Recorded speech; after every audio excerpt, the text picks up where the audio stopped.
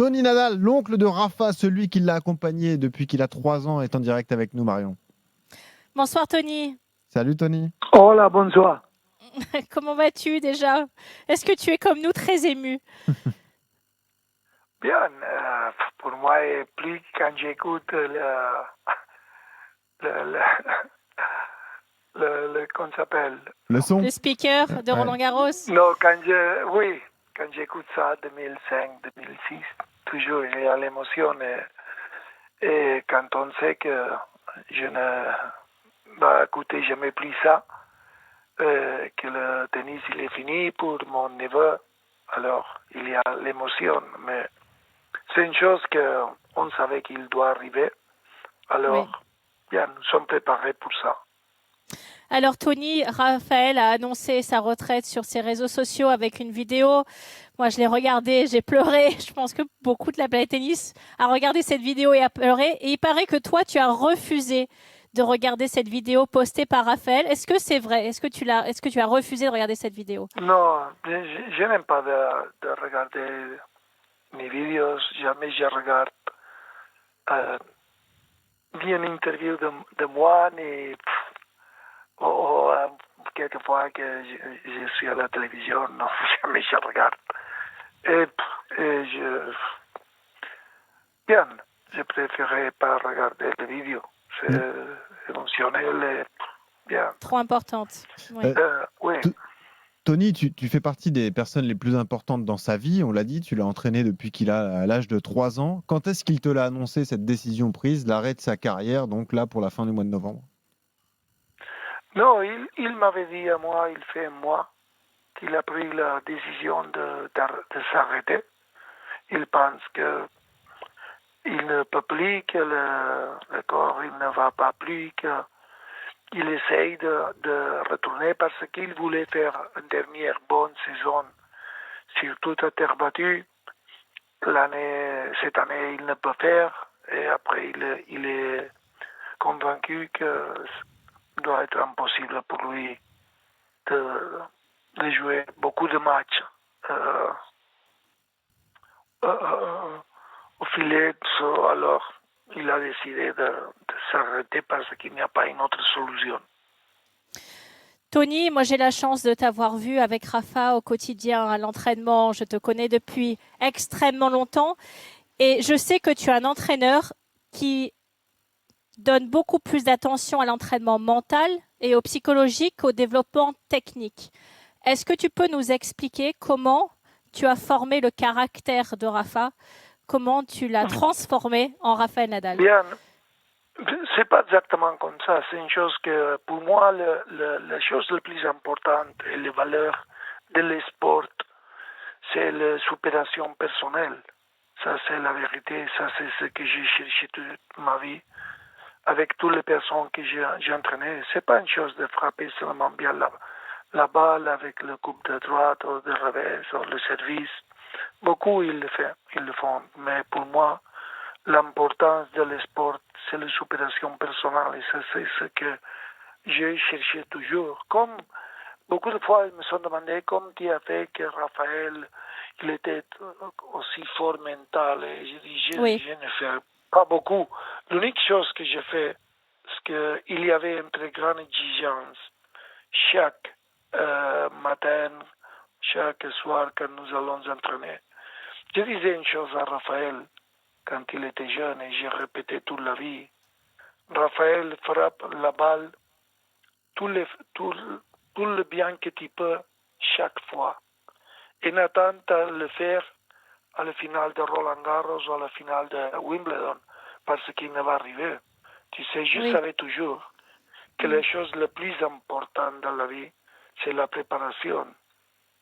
Pour un joueur, je sais que être numéro 1 mondial, ça dépend de le talent naturel que les joueurs ils ont. Mais pour moi, ce que je cherchais toujours, c'est pas le talent naturel. Le talent naturel, je ne peux changer. Ce que je peux changer, c'est le talent final. Et ça, on doit construire. Talent naturel, plus travail. Quand je sais que je travaille bien chaque jour, j'aurai beaucoup plus de possibilités. Et ce que j'ai cherché toute ma vie, c'est que Raphaël il a une très grande satisfaction personnelle de son travail. La satisfaction personnelle, c'est pas seulement de gagner Roland Garros, c'est la supération de chaque jour. Et ça, c'est ce que nous cherchons, c'est pas beaucoup plus.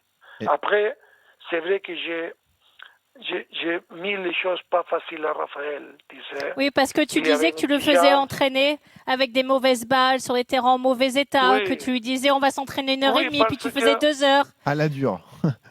oui, parce que je veux que sa tête il était plus dure chaque fois.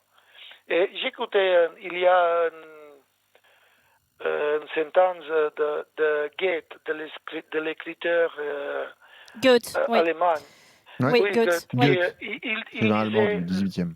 on construit le talent dans la calme, on construit le caractère dans la tempête. Et c'est comme ça. Tu as besoin de fêtes pour construire le caractère. Avec paroles douces, avec tout bien, c'est plus difficile, tu sais.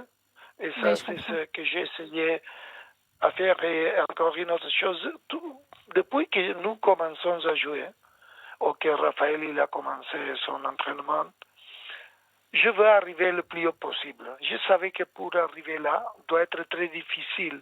Alors, je dois préparer à mon neveu pour la difficulté. Tu sais, et ça, c'est ce que j'ai cherché toute ma vie. Après, je disais quelquefois des choses à Raphaël. Par exemple, Raphaël, si tu ne peux battre ton adversaire, jamais tu dois aider à lui qu'il te batte à toi. Tu sais, Par on l'attitude, doit oui. comprendre, oui, on doit comprendre l'adversité. Pas toujours on peut jouer bien. Alors, tu dois être avec les mêmes bonnes dispositions, tu sais, parce que c'est le même que je ne fais jamais une chose différente dans le terrain de jeu que dehors. Jamais je suis allé à un bar, à une cafétéria, à un restaurant, que le servant il me serve bien avec un mauvais visage. Alors, quand il va dans le cours, bon visage. Parce Oui. que c'est impossible d'améliorer sans un bon visage.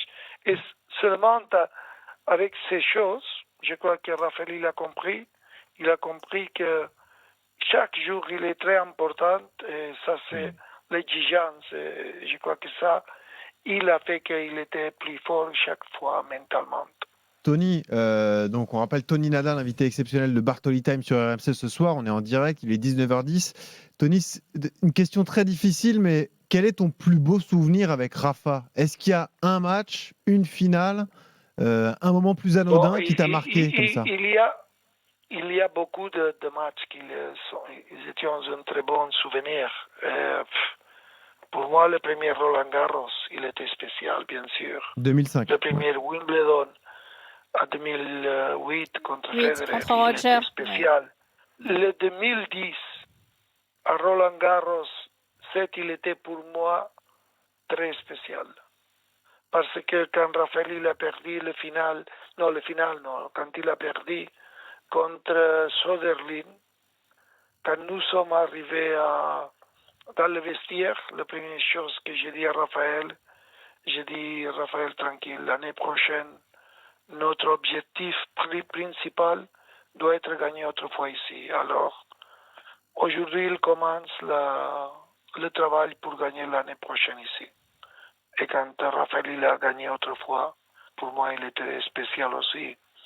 Mais tu sais, le plus spécial de tous, c'est quand j'étais avec Raphaël à le cours de club tennis Monaco et que nous essayons d'améliorer le coup de droit, le coup de revers ou le service.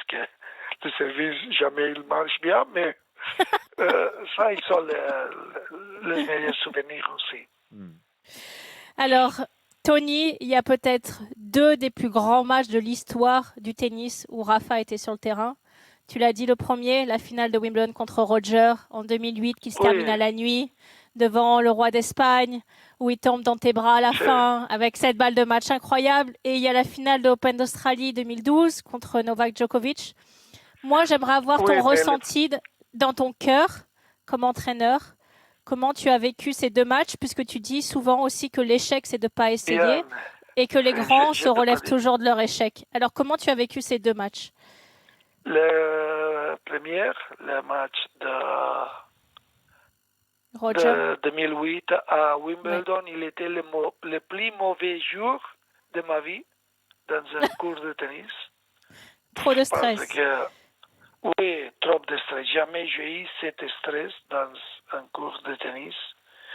Je me souviens, je regardais le montre qu'il y a l'horloge qu'il y a dans le cours et je regardais qu'il dit 12 minutes de jeu et je disais à Carlos Costa, le manager, oh non, combien de temps on doit souffrir encore ici. Et après, comme il est devenu le match de 7-0 pour Raphaël, après Federer, il a remonté, match points, un match point que je disais à Raphaël, si tu as un match point, fais le service, frappe avec ton coup de droite et va au filet. Raphaël, il a fait, Federer, il a mis un très bon passing shot. Passing, ouais. Alors, oui, il était pour moi, je n'étais pas presque contente quand il a fini parce que la vérité est que j'étais trop mal pendant tous les jeux. Tout le temps, il était trop dur. Et le final de l'Australie, jamais plus je veux voir cette match. Jamais plus j'ai vu ça. C'est trop dur. Parce qu'il était de fait trop dur. Bon. Raphaël, quand nous sommes perdus l'année dernière, 2011, 5 finales avec Djokovic. Et pendant le décembre, j'ai dit à Raphaël, on doit changer ça. Nous sommes préparés chaque jour, après l'entraînement, 45 minutes, pour faire des choses pour battre Djokovic, pour frapper, pour essayer d'être plus agressif avec le coup de droite, le coup gagnante. Nous sommes fait, je crois, bien, nous sommes arrivés là. Et Raphaël, il était très, très proche. Il y a eu une balle qu'il a sorti pour très peu. Raphaël, il était 4-2, je crois, au cinquième set. Et 15-15, s'il gagne, c'est points. Probablement, il peut gagner le match. Et après, je préférerais pas jamais plus voir cette match. Non, on dira pas, on n'en parlera plus, promis. Voilà, c'est ça. C'est Exactement. fini. C'est fini. Tony, Oui, un oui. mot tout de même, parce que vous avez une relation très forte avec la France, je le disais, 14 fois titré à Roland-Garros, cet amour Oui, pour ce oui. tournoi. Il y a une La statue de statue, Nadal à son oui, de effigie depuis Rafa. mai 2021. C'est quand même dingue d'avoir une statue alors qu'on n'a pas encore pris sa retraite Devant au le niveau du stade. tennis, devant le stade. Oui. Est-ce que Tony, vous rêveriez de voir le cours Philippe Chatrier renommé, rebaptisé le cours Raphaël Nadal? Ça fait débat cette semaine, il y a eu de nombreux débats notamment sur RMC. Est-ce que c'est un rêve que vous avez avec Rafa? Bien, je ne sais pas, je crois que... Bien, la première chose que je veux dire, je dois remercier toute ma vie à la France pour tout ce que, à Roland Garros, surtout pour tout ce qu'il a fait pour Raphaël, pour chaque fois quand nous sommes allés là, nous sommes comme chez nous. Après, je sais que le premier temps avec le public, il était un peu difficile, mais après, tout il a changé, mais l'organisation, toujours, il est très adorable avec Raphaël. Et après, la dernière chose, les Olympiades, quand Raphaël il a porté bien, il a fait... La flamme olympique, oui. Oui, j'ai dit à la télévision espagnole, je crois que Raphaël, il doit aller encore une fois plus à Roland Garros à dire au revoir, parce que on doit remercier. Ah, nous, on veut le voir encore à Roland Garros. Nous, on veut. Tony, il faut que tu lui dises de venir. Il faut qu'il vienne. Tout ce qu'il a fait, alors, ça c'est mon sensation avec Roland Garros. Tony, avant juste de te remercier parce que tu as été exceptionnel comme d'habitude. Rafa n'a pas encore terminé puisqu'il va jouer pour la Coupe Davis, pour l'Espagne à Malaga. Il a encore des matchs. Alors, comment il va se préparer? Est-ce que tu peux nous dire? Est-ce qu'il va jouer un tournoi avant? Pas de tournoi? Est-ce qu'il va jouer en simple, en double avec Alcaraz? Aujourd'hui, ils me sont demandé ça et j'ai dit je ne sais pas. Je sais maintenant, Raphaël, il va à faire Une exhibition. Ouais. Là. Et je crois que oui, peut être bien si Raphaël, avant de la Coupe Davis, il joue quelques matchs, s'il joue un tournoi, mais la vérité, c'est que je ne sais pas ce qu'il va faire. Je n'ai pas eu l'occasion de parler avec lui. Est-ce qu'il va aller au Real Madrid pour aller parler à Kylian Mbappé? Oui, c'est son club de cœur, non? Oui, c'est très important pour lui. Oui, il est très important s'il voit que Mbappé met beaucoup de goals cette année. Mais je ne sais pas si Mbappé il va faire que Raphaël il peut gagner un match à la Coupe Davis. Non, je crois que Raphaël il doit se préparer bien et après on va voir ce qu'il peut faire là. Va dépendre de son état physique, de son état technique. Va être une décision de David Ferrer, mais je crois que Raphaël peut être bien s'il fait quelques matchs de préparation avant d'aller là. Bon. Merci, un Tony. immense merci, Tony. Surtout, encore une fois, un immense bravo à toi pour toute la carrière, merci tous les titres que tu as gagnés. Avec Raphaël, tu es un immense entraîneur et je te remercie du fond du cœur d'avoir pris le temps de répondre à mes questions dans Bartoli Time. Merci beaucoup. Merci, Tony. Merci à vous et merci à toi. Merci, Tony. Pour le support que tu as fait toujours à Raphaël.